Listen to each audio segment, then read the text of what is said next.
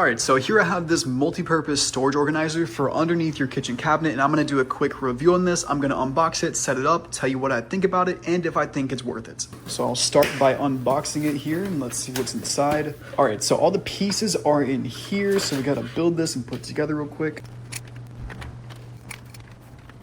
Okay, that was really easy to set up. I didn't even look at the instructions once. It's really simple. You just put these tubes where they go, and then you just put this on top. That's it. And you also got these little hanging hooks. So I'm gonna put these on there real quick. All right, so we got these hooks on here now, and that's it. That was the whole entire setup. That was super easy. So you got these two shelves, and this bottom shelf slides out like this, which is really cool. And you can also hang stuff on these hooks. So now what I'm gonna do is I'm going to put these underneath my cabinet and organize it and show you the before and after. So this is what we're working with right now. It's pretty messy down here, but we're gonna fix this in just a second. Ready? 3, 2, 1.